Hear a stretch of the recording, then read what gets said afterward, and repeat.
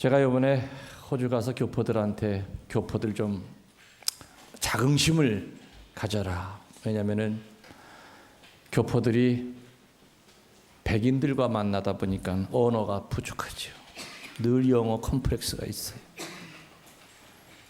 그리고 덩치를 보나 뭐를 보나 얹혀 산다고 하는 그 느낌은 지워버릴 수가 없대요. 늘 어떤 백인 컴플렉스가 항상 있어. 백인만 나타나면 말 걸까 봐 겁나고 출국할 때 또 세관원한테 망신당하고 막 뭐라고 샬라샬라 되는데 뭔지 알아먹어야지. 그러니까 쏘리 하면 너 이 바보다. 그런 컴플렉스에서 내가 좀 동양 사람이 얼마나 훌륭한 사람이냐를 내가 알려주기 위해서 뭐라 그랬냐.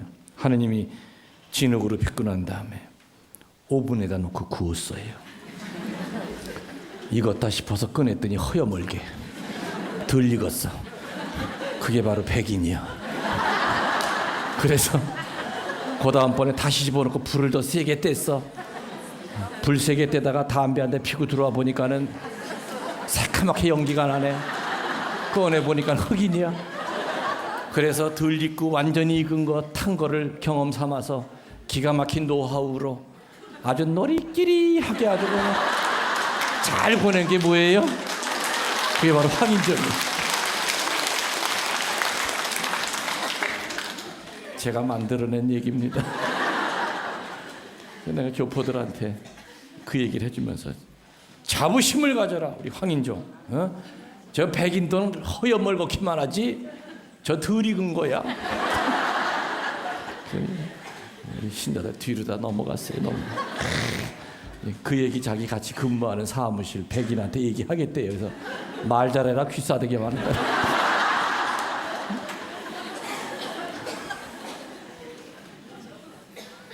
하느님이 진흙으로 빚으신 다음에 오븐에 넣기 전에 그래도 뭐 형태를 만들어야 될 거 아니에요. 오븐에 넣기 바로 직전에 하신 것이 뭐였느냐면은 당신이 무릎을 꿇고 코에다 대고 입김을 불어줬어요. 그죠? 다시 말하면 모든 피조물 가운데 유일하게 하느님이 무릎을 꿇으시면서까지 당신의 숨을 불어넣어 준 게 바로 우리들이에요. 인간이에요. 우리들은 발에 밟히는 바퀴벌레가 아니고 사람 발 무서워 도망다니는 개미가 아니에요. 하느님이 당신 모상대로 무릎을 꿇으시면서까지 정성을 다해 만든 것이 바로 우리들인데 숨 불어넣어 주기 바로 직전에 하신 게 뭐였느냐.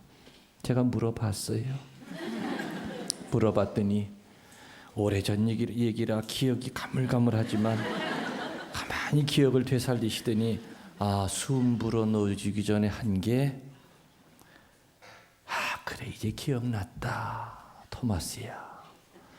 내가 그거 가지고 참 고민했어. 뭔데요? 눈, 코, 입은 내가 다 찍어놨어. 이렇게 구멍을 귀까지 다. 응? 뭐 들어갈 때 들어가고 나올 때 다 해놨어. 그런데 혓바닥을 이걸 어디다 붙이느냐.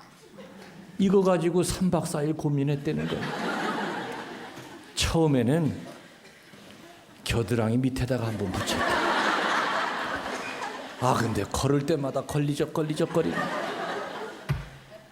여기도 안 되겠구나. 그 다음에 이걸 띄워가지고 등허리에다 한번 붙여봤대. 옷 러닝샷을 입을 때마다 혓바닥이 뒤집어지네. 이것도 안 되겠구나. 그래서 고민하다가 성령께 물어봤다는구만. 이거 어디다 붙여야 세상이 좀 편하고 조용해지겠느냐. 하나님도 알고 계셨대요. 요놈의 쌔바닥 한번 잘못 놀리면 성당이 다 풍지박산 나고 이 쌔바닥 한번 좀 날아가다 뒤집어진다는 걸 알고 계셨기 때문에 하여튼 은밀한 데다가 숨겨놔야 되는데 성령이 가르쳐 주더래. 성부님 좋은 데가 있습니다. 목젖에다가 붙여놓으시면 그래도 함부로 못 놀릴 겁니다. 그래서 딱 붙여놨대요. 근데 그거 가지고도 불안해. 그래서 벽돌로 담을 한번 쳐놨다. 그게 뭐예요? 사람이 있다. 근데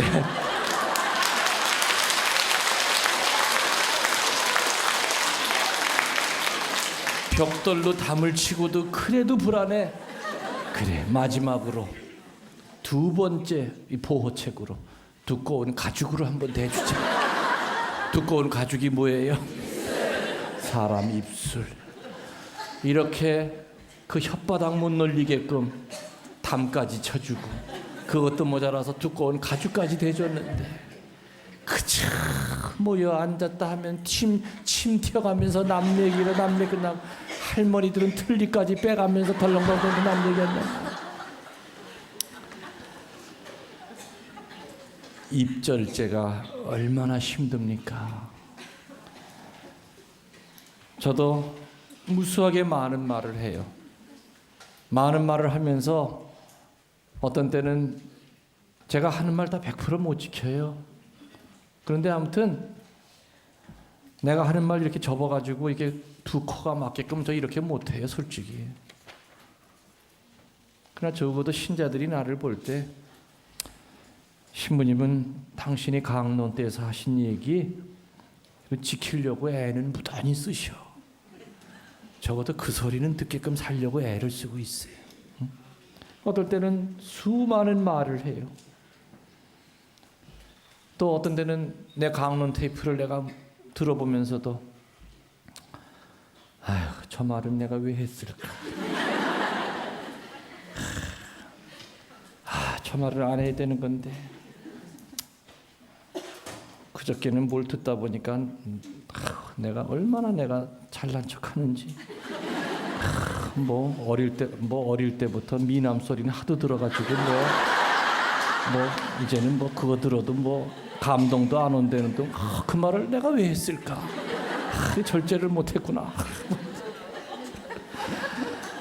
뭐 이러면서 제가 뭐 이렇게 또 이렇게 강조하는 게 아니니까 또 오해하지 마시죠.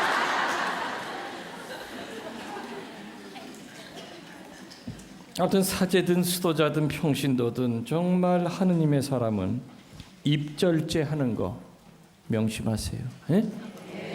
그러니까 말할 때, 그래서 제가 볼 땐 제 경험으로는 그래요. 내가 오늘 누구 만나러 간다 그러면은 적어도 만나기 전에 주모경 한 번이라도 바치고 만나세요. 예수님, 제가 사람을 만납니다. 때로는 제 입이 제가 제 의지와는 상관없이 입이 열립니다. 무슨 말을 하고 주워 담을 수도 없는 말을 해야 되고, 때로는 나를 부풀리기 위해서 거짓도 얘기해야 되고 허풍도 떨어야 되고, 제 자신이 이런 게 너무 싫습니다. 그 말하고 난 다음에 찾아오는 것은 공허뿐이었고 비참한 마음밖에 안 듭니다. 주님, 제 입을 좀 다스려 주시고 절제하게 해주십시오. 사람 만나기 전에 주목경 하면서 그 기도 한번, 화살기도 한번 쏘고 만나라 이거예요. 네? 아셨죠? 그 다음에 선절제가 있어요. 선절제가 뭘까? 내가 써놓고도 잘 모르겠네. 내가 분명히 적긴 적었는데 뭐가 묵상하면서 내가 선절제라고 적긴 적어놨는데 지금 암만 뚫어지게 선절제를 쳐다봐도 남의 돈을 훔치지 말라는 얘기인가 이게 선절제가? 선이라는 게 뭐죠? 요렇게 하면 뭘 가리켜요?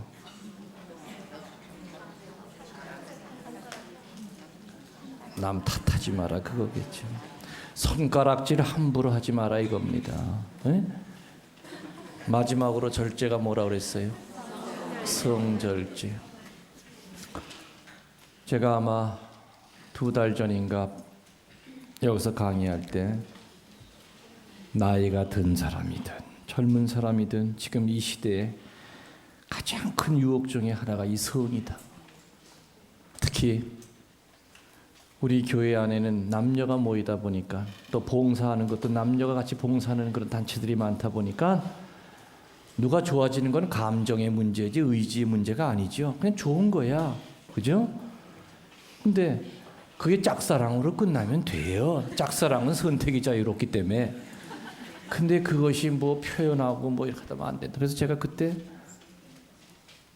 누구 얘기를 하면서 에집트를 끌려간 요셉의 얘기를 하면서 요셉이 에집트 파라오 왕의 시종장이었던 보디발의 아내로부터 유혹을 받으면서 그 유혹을 물리치는 4가지의 영적 무기를 얘기한 적이 있었을 거예요. 기억나십니까? 아우스팅 성인이 그런 얘기를 하셨다고 그랬어요. 사람은 나약하기 때문에 죄를 짓는 것이 아니라 그 나약함 속에 자기 자신을 내팽개쳐 놓기 때문에 죄를 짓는 것이다. 아무리 우둔한 인간이라 하더라도 마지막 결정 능력은 본인 자신에게 있다. 죄에 떨어지고 안 떨어지고는 본인 자신에게 있는 것이다 이겁니다. 나약하기 때문에 죄에 떨어지는 게 아니라 나약하다고 하는 것을 핑계 삼아서 난 약해 하고 난 몰라 나약함 속에 자기 자신을 내 방임시키기 때문에 죄에 떨어지는 것이다. 요셉이 보디발의 그 집요한 성적 유혹에 맞섰던 첫 번째 무기가 뭐라고 그랬습니까? 아주 간단하지만 아주 강하다고 그랬어요. 싫습니다. 보디발의 아내가 나 너 마음에 있어 할 때 요셉은 단호하게 싫습니다. 왜 그러십니까? 성당에서 어느 자매가 눈에 들어와요. 참 뒤에서 봐도 S라인, 앞에서 봐도 S라인. 야, 우리 마누라보다 비교할 바가 안 되는구나. 우리 마누라를 앞에서 보면 역삼각형 비교가 되니까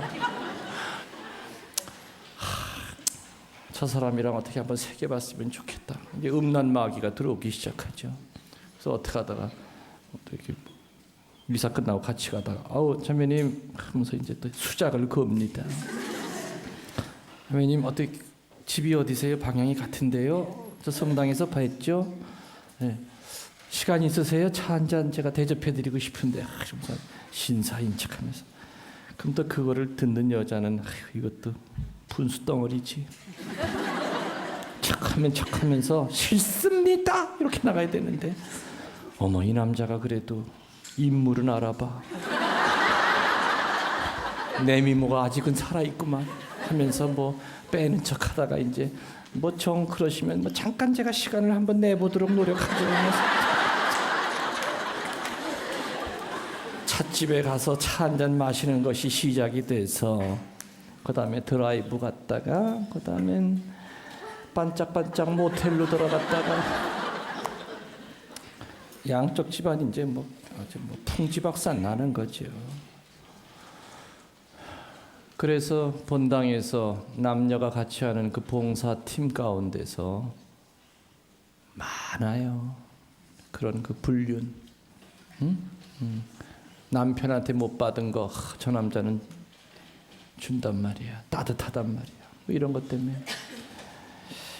그래서 누군가가 나에게 그런 성적 유혹을 해올 때 첫 번째 영적 무기는 단호해야 됩니다. 싫습니다.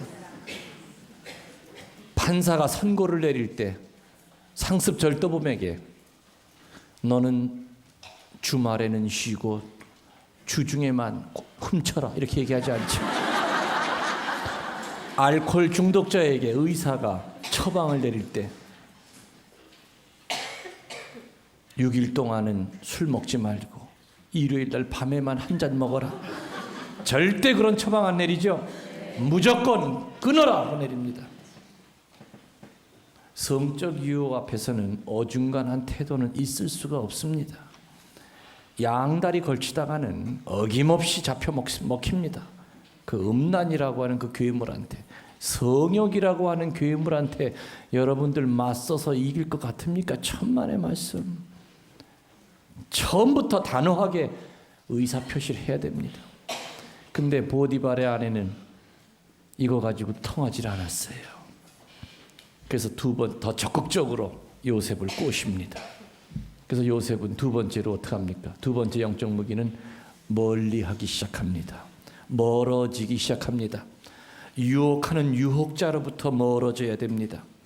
손가락을 촛불에 가까이 가면 갈수록 탈 확률이 커지고 촛불에서 멀어지면 멀어질수록 될 확률이 적어집니다. 음란 잡지를 보면서 포르노를 보면서 그 앞에 서서 나는 순결한 마음으로 볼 수 있어. 나는 지금 현재 순결해. 천만의 말씀. 유혹하는 유혹자로부터 멀어져야 됩니다. 내 마음을 뒤숭숭하게 하는 자매가 교중 미사에 나오면은 미사 시간을 피하십시오. 저녁 미사로 바꾸십시오. 안 봐야 됩니다. 무슨 얘기인지 이해가 가시지요?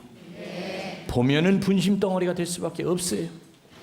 보디발의 아내는 요셉이 의도적으로 멀어지는 것을 알면서도 더 적극적으로 유혹의 손길을 뻗치면서 나중에는 옷을 잡고 침실로 끌고 들어가려고 하죠. 그때 요셉이 쓴 세 번째 영적 무기는 뭐냐? 도망치는 거. 36개 주랭랑 치는 거였습니다.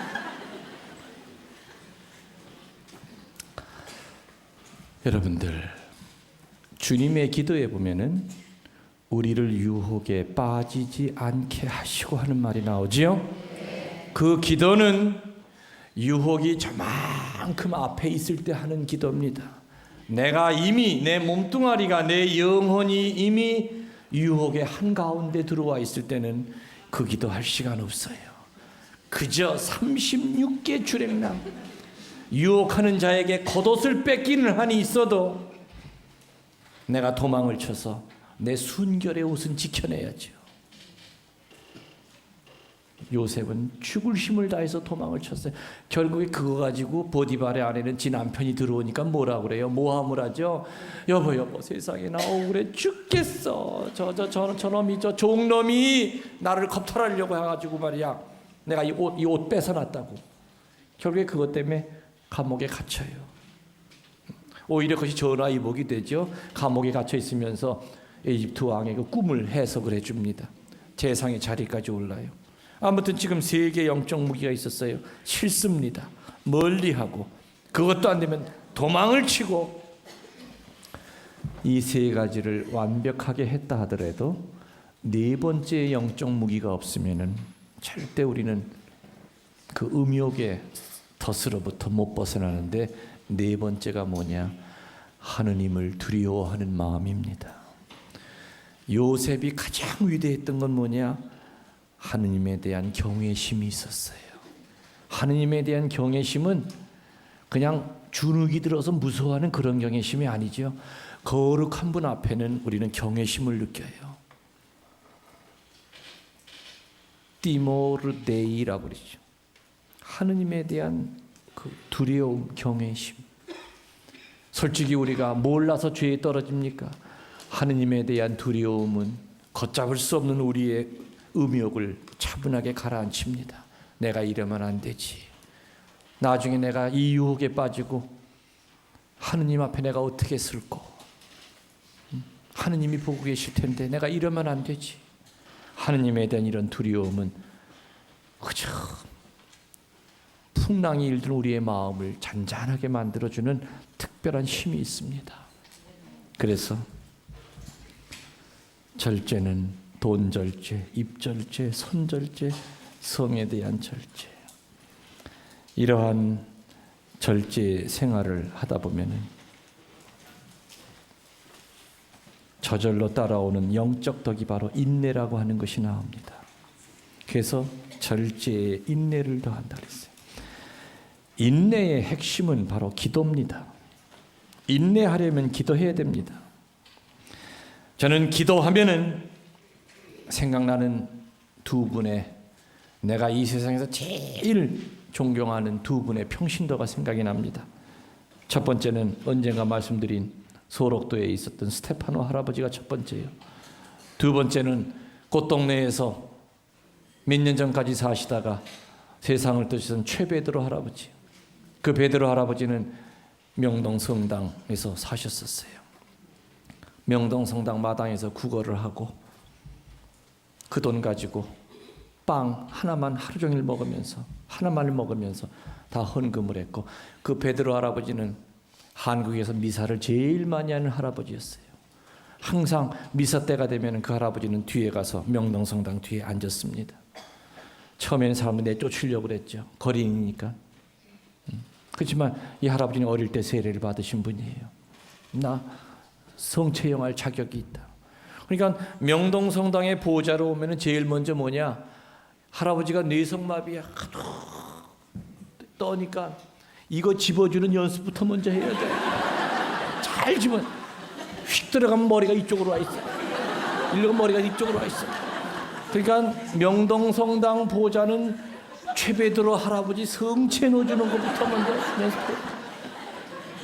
하도 그냥 흔들어져 떠니까 난리 치니까 아주 중증 뇌성마비 환자였어요. 머리도 나고 성체 한번 받아 먹으려면 얼마나 힘이 드는지 몰라. 돌아가고 막 말도 제대로 안 나오고. 나중에는 추기경님이 여기서 살 때를 준비해 주셨었죠. 그러다가 이제 연세가 드니까 오신 분님이 꽃동네를 모셔갔어요. 추기경님이 유일하게 기도 부탁하는 사람이 바로 베드로 할아버지였어요. 김수환 추기경님, 네? 기도 부탁하고. 제가 꽃동네에 근무할 때도 베드로 할아버지가 거기 계셨어요. 베드로 할아버지 하루 종일 사는 데는 어디냐? 감실 앞에예요. 오는 사람마다 베드로 할아버지에게 기도를 부탁하니까 점점 잠잘 시간이 줄어드는 거야. 계속 기도 명단이 늘어나는 거야. 그러니까 휠체어에 이렇게 앉아가지고서는 기도 부탁한 사람 위해서 감실 앞에서 매일같이 거의 잠 한 2-3시간 자나. 저도 그 전에 있을 때 할아버지 저 왜 기도하세요? 기도해요. 성인, 살아있는 성인이 명동성당에서 미사 때마다 맨 뒤에 앉아서 미사를 하시니까 추기경님이 물었대요. 할아버지 주일날 한 번만 하시면 돼. 왜 이렇게 미사 때마다, 명동성당 미사 좀 많은 거 아시죠? 시간마다 있어. 그러니까 그냥 하루 종일 앉아 있는 거야. 그냥 미사 끝나고 나도. 그러니까 그 할아버지가 뭐라 그랬냐면은, 미사하면서 이 앞에 앉아 있는 사람을 위해서 미사하는 거래요. 오늘 이 미사에 온 사람들이 분심 없이 신부님 말씀 듣게 해주십시오. 그리고 분심 없이 성체영하게 해주십시오. 그거 기도하는 것 때문에 하루 종일 뒤에 앉아가지고 미사 드리는 사람을 위해서 하루 종일 미사를 한다고 그랬어요. 그 양반은 돌아가실 때까지 꽃동네에서 그런 마음으로 살다가 성인으로 돼서, 성인처럼, 성인이에요 그분. 살아있는 성인. 그래서 제가 그래 박수가 나오려고 뭐 어떻게 칠랑 말고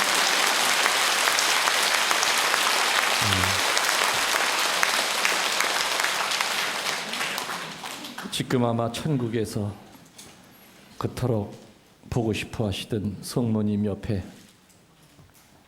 한평생 어릴 때부터 뇌성마비라고 병신 소리 들으면서 업신여고 당하고 사셨지만은 아마 지금쯤이면 온몸이 다 펴져서 성모님 옆에서 성모님의 정원을 가꾸시면서 아마 지금도 우리를 내려다보고 계실지 몰라요. 또 당신이 오랫동안 머물렀던 명동성당에 또 꽃동네에서 저와 1년을 같이 살았어요. 그래서 제가 늘 할아버지를 끌어안아줬고, 제가 떠난 후에도 우리 본당 신자들이 꽃동네 찾아가면 베드로 할아버지는 늘 저의 안부를 물었죠.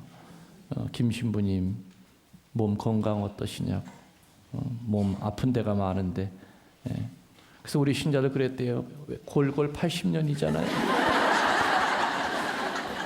겉으로 보기에는 멀쩡해요 우리 신부님. 인내는 기도입니다. 기도하는 영혼은 아름답죠. 하느님의 손에 잡히는 것이 기도입니다. 뭐라고요? 기도는 하느님의 손에 잡히는 것이 기도예요. 하느님은 기도로서 약해지시고 인간은 기도로서 강해집니다. 우리들이 기도하면 하느님은 우리 기도를 안 들어주고는 못 빼기 쉬울 정도로 그냥 흐물흐물해지셔. 그래서 하느님은 기도로서, 우리의 기도로서 약해지시고 인간은 기도로서 강해지십니다. 인내하려면 기도해야 되죠. 그래서 인내를 통해서 나타나는 것이 바로 경건입니다. 경건은 존경으로 나타나게 됩니다. 뭐로 나타난다고요? 그렇죠. 성당에서 혼배할 때 세 가지의 약속을 합니다. 그리고 주례사제는 묻습니다. 두 사람은 사랑과 존경과 신의를 지키겠습니까? 하고 묻습니다. 뭐라고요? 사랑과 존경과 신. 사랑은 열매입니다. 존경은 나무입니다. 신의는 뿌리입니다. 셋 중에서 제일 중요한 게 뭐냐? 사랑도 아니고 존경도 아니고 신의예요.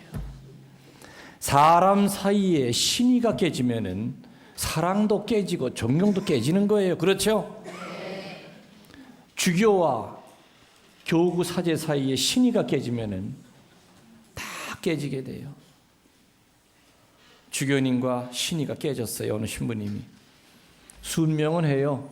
지가 약속한 거기 때문에. 그러나 존경은 안 하죠. 이미 신의가 깨졌기 때문에. 주임 신부와 보좌 신부 사이에 신의가 깨졌어요. 거기 있는 동안 주임 신부가 하려는 대로 하긴 해요. 그러나 존경은 안 해요. 사랑은 안 해요. 신의가 깨졌기 때문에. 제일 중요한 것은 사랑과 존경과 신의 가운데 신의가 깨지면은 다른 건 다 깨질 수밖에 없어요.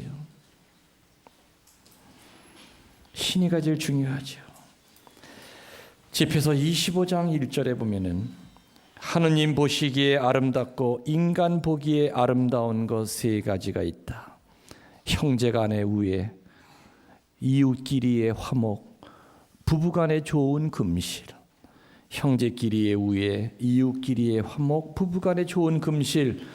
이 중에서 제일 중요한 건 뭐겠습니까? 부부간의 금실이에요.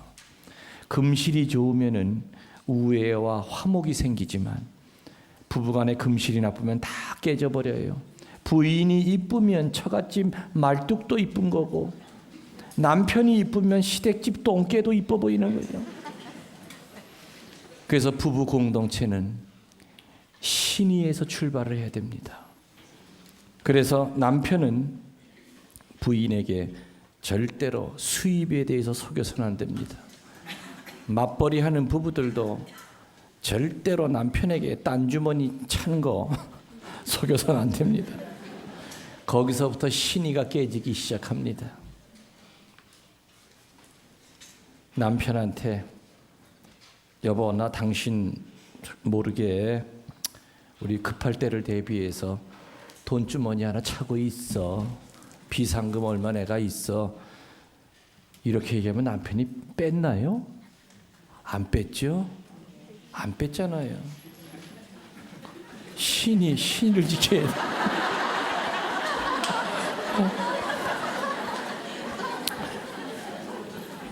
또 신의에 어긋나는 것 중에 하나가 저는 우리 신자들 고스톱 해서는 안 된다고 봐요. 고스톱에 칠거지약이 있어요. 물론 신부님들도 고스톱 잘 치셔요. 저는 안 쳐요. 근데 고스톱, 이건 내가 신부님들한테 맞아 죽을지 모르겠지만은 한국은 원래 놀이 문화가 없어요. 없다 보니까 뭐라 그래요? 혼자 있으면 자고, 둘이 있으면 남 험담하고, 셋만 되면은 고스톱 판 벌린다고 그러잖아요. 그런 말이 돌 정도로 어디 가나 고스톱. 고스톱의 칠거지약 첫 번째는 남의 돈 공짜로 먹겠다는 생각. 이거 안 좋죠. 두 번째는 헌금할 때 잔돈 바꾸면서 고스톱 할 때는 아까운 줄 몰라요. 세 번째는 고스톱에 깊이 빠지면 가정생활에 전혀 도움이 안 돼요. 정하고 싶으면 가족끼리 같이 하라 이거예요. 네 번째로는 질서가 깨져. 고스톱 칠 때 옆에 지나가 봐요. 참 살벌해요. 당신 똥 먹어. 아이고 아버지 쌌네. 참 이거 가정 질서 다 깨져버려 이거. 개판되는 거야. 뭐 아버지 뭐로 쌌다 그리고 뭐 똥 먹으라 그리고 할아버지 똥 잡숴 그리거든.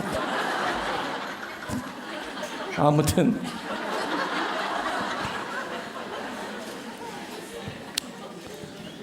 그리고 도박을 하다 보면은 뭐가 나타나요? 그 사람의 도박이랑 운동하면은 철저히 나타나요. 테니스 같이 쳐보면 아 저거 성질 더럽구나. 참 이거 성질 야비하구나. 아 그 전에 나보다 아주 고참 신부님이랑 한번 쳤어요. 지금은 안 치지만 칠 시간도 없지만. 근데 내가 이렇게 보니까 그 선배 신부님이 분명히 피박이었거든. 아 근데 내가 물 딱 먹고 보니까 피를 언제 한 장 갖다 놨어. 와 미치겠대. 아 내 피가 하나 없어지면서 거기 갖다 놨어. 그러니 달랠 수도 없고 선배 신부. 솔직히 그때부터 안 쳐요. 그 다음부터는 그 선배를 보니까요. 선배 사제로 안 보이고 피 껍데기로. 야, 이거 안 되겠구나. 다시 말하면 신의가 깨지기 시작해요. 노름은 누가 나한테 5만 원 주시오 하면 줄 수 있는데 노름하다가 3,000원, 10,000원이라도 기분 나쁜 거예요. 그렇죠? 경쟁하다가 이러면은 나빠요. 누가 10만 원 달래면 줄 수는 있어요. 그러나 이렇게 하다가 이러면 기분 안 좋아요. 마음이 편치 않아요. 존경은 언어이고 신의는 마음입니다. 신의를 가지고 있는 사람들은 반드시 존경어를 씁니다. 그래서 표현합니다. 과일도 익으면 표시하지요. 과일도 사과가 익으면 빨갛게 되고 감이 익으면 또 아주 감 색깔로 이쁘게 변하고 배도 익으면 표현해요.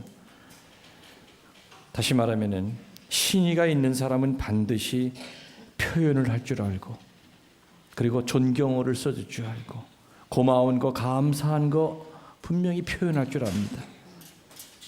근데 우리는 많은 경우에는 고마운 거 감사한 거 있는데도 표현 안 하고 서운하고 부정적인 마음을 표현할 때가 참 많죠. 제가 그 전에 어디 피정시키면서 대학생들 피정시키면서 숙제를 냈어요. 표현하는 것 때문에 집에 가서 가족들 안아주라 그랬어요. 근데 피정 갔다가 와가지고서는 하는 얘기가 집에 가가지고 초인종을 누르니까 제일 먼저 가족들 전부 다 안아주라 그랬어요. 초인종을 누르니까 누나가 나오는데 누나를 끌어안으니까 얘가 미쳤어 귀싸대기를 한 대 가게 돼요. 그 다음에 방에 들어갔더니 엄마가 감기 몸살로 누워있더래요. 그래서 그 옆에 같이 누워가지고 엄마 내가 한번 안아줄게. 그래서 다 세게 끌어안았대. 그랬더니 아이고 내가 살아생전에 이런 대접을 다 받는구나. 네가 안아주니까 나 감기 다 난 것 같다 하면서 벌떡 일어나더래. 참 특히 우리 한국 사람들은 표현할 줄 모르죠. 속에 뭐가 이렇게 고마운 것도 그냥 혼자. 신의가 꽃이 피려면 표현해야 돼요. 사랑합니다. 그 서양 사람들이나 참 부러운 거가 참 그런 것 같아요. 참 표현을 잘해요. 그냥 이렇게 뺨 갖다 대고 허그, 이렇게 등 끌어안고. 한국에서 피정하고 나면은 안아달라는 사람 없어요. 뭐 외국에서 생활하다 온 사람 아니면. 근데 외국에서 피정하면은 나 신나 그냥 아주 끌어안느라고 그냥. 할머니서부터 그냥 다 허구야. 거긴 평화 인사할 때도 다 끌어안잖아요. 그러니까 신의는 바로 표현하는 존경에서 시작이 된다.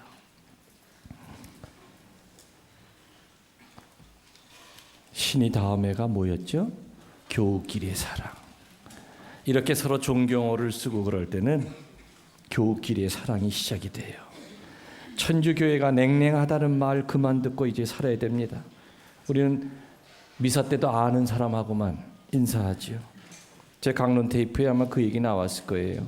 실제로 서울에서 있었던 일인데 어느 본당에서 신부님이 미사가 시작이 되기 전에 해설자가 이렇게 보니까는 한가운데 또 제대 바로 앞에 새빨간 모자를 쓰고 누가 앉아 있는 거예요. 그래서 쫓아가가지고 형제님 미사가 시작이 되니까 모자를 벗으시죠. 뭐 혹시 뭐 머리가 다치시지 않았으면은 벗으시죠. 너무 눈에 띕니다. 그랬더니 들은 척도 안 하더래요. 미사가 시작이 됐어요. 사제가 성부와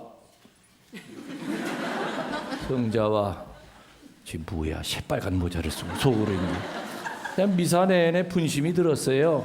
그래서 미사 끝나고 난 다음에 이제 제의 벗자마자 그 사람이 하도 궁금해가지고 쫓아나갔더니 벌써 그 사람은 사람들한테 빙 둘러싸여가지고 이제 뭐 공격 아닌 공격을 받고 있었어요. 에?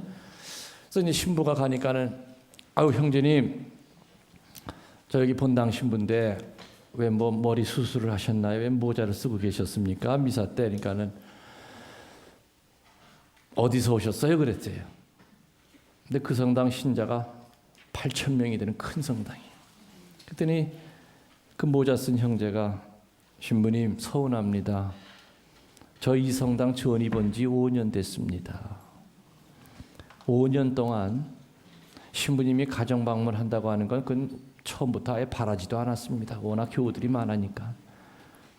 근데 미사 끝나고 나가서 신부님 한번 악수 한번 하려고 하면은 신부님 항상 그러셨잖아요. 늘 아는 사람하고만 사목회 임원들하고만 빙 둘러싸여가지고 담배 한 대 피고 그냥 휙 차 마시러 들어가 버리고 5년 동안 여기 있으면서 본당 신부랑 손 한 번 못 잡아보니까 부하가 치밀더래.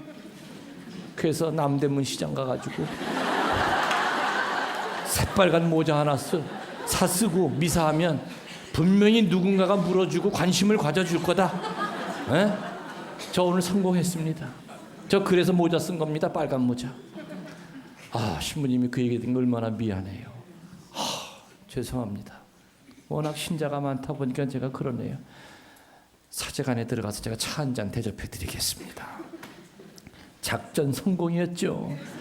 그래서 들어가서 차 한 잔 마시고 점심까지 얻어먹고 쇠주까지 같이 한 잔 나누고 그 다음부터 이제 그 얘기가 퍼져가지고 그 다음 주에 보니까 파란 모자, 빨간 모자, 노란 모자 신자들 3분의 1이 다 모자를 쓰고 미사를 드리는 거예요. 모자 쓰는 것도 첫 번째가 중요하죠. 두 번째 쓴다고 다음부터는 벗어 알았어 벗어.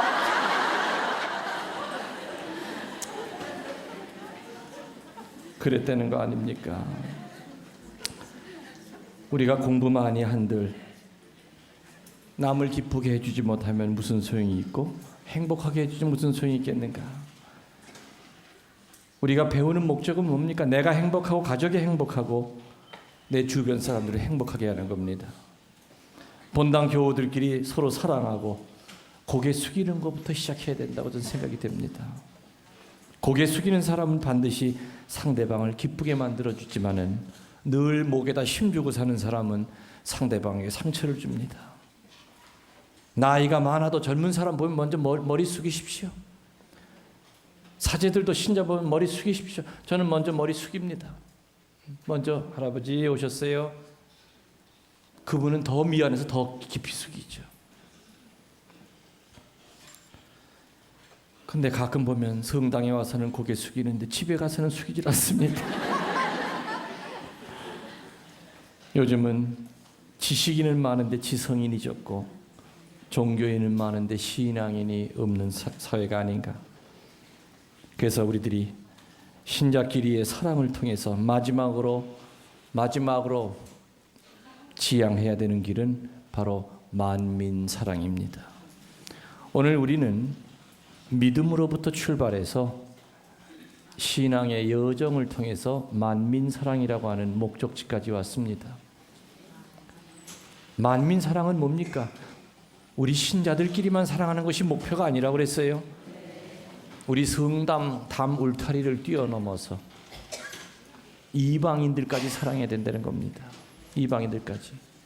피도 살도 안 섞인 사람들을 사랑해야 된다는 겁니다. 만민 사랑은 하느님 때문에 사랑하는 겁니다. 예수님 때문에 사랑하는 겁니다. 우리의 의지 가지고가 아니라 하느님이 도와주시고 성령이 함께 하실 때 우리는 피도 살도 안 섞인 사람을 위해서 내 콩팥도 줄 수 있고 벗을 위해서 목숨까지 바칠 수 있는 그런 사랑으로 충만할 수 있다는 걸 우리들이 믿어야 될 것 같습니다. 오늘 여러분들은 우리 신앙의 출발서부터 방향서부터 목표가 무엇인지를 배웠습니다. 서두에 말씀드렸듯이 저도 감곡을 떠날 때는 감곡이 출발지였고 방향은 명동을 향해서 차를 타고 왔고 이곳에 온 목적은 여러분들에게 강의를 하는 거였습니다. 그렇기 때문에 오늘은 제 임무를 다 완수했습니다.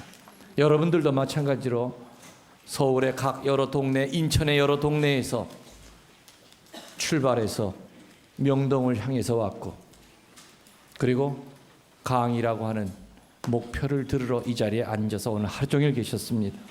마찬가지로 우리 신앙이들도 믿음으로 출발을 했습니다.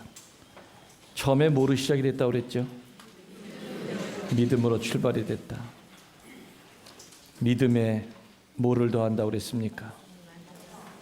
예? 믿음에 미덕을 더하고 믿음에 뭐예요? 지식을 더하고 지식에 절제를 더하고 절제에 인내를 더하고 인내에 경건을 더하고 경건에 교우끼리의 사랑을 더하고 교우끼리의 사랑의 맨 마지막이 만민의 사랑. 이것이 바로 베드로후서 어디에 나온다고요? 1장 몇 장? 5절부터 7절에 나오는 신앙의 여정, 출발서부터 방향, 목표까지를 베드로 사도는 우리에게 제시해 주시고 있는 겁니다. 오늘 여러분들은 오늘 들으신 거 내가 지금 어느 단계까지 와 있는가를 한번 묵상해 보십시오. 이제 주님의 부활 그냥 지나가는 2008년도 부활이 아니라 여러분들 거듭나는 부활로 새로 태어나시기를 축원하겠습니다.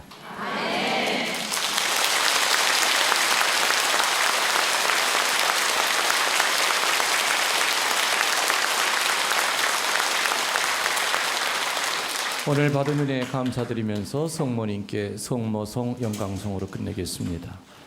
은총이 가득하신 마리아님 기뻐하소서. 주님께서 함께 계시니 여인 중에 복되시며 태중의 아들 예수님 또한 복되시나이다. 천주의 성모 마리아님 이제와 저희 죽을 때 저희 죄인을 위하여 빌어주소서. 아멘. 영광이 성부와 성자와 성령께 처음과 같이 이제와 항상 영원히 아멘. 강복드리겠습니다. 일어나십시오.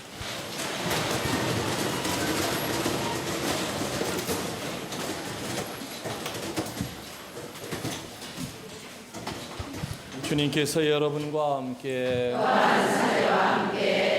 전능하신 천주 성부와 성자와 성령께서는 교우들에게 축복을 내려주소서. 아멘. 강의가 끝났으니 가서 기쁘게 삽시다. 하나님 감사합니다. 성부와 성자와 성령의 이름으로 아멘.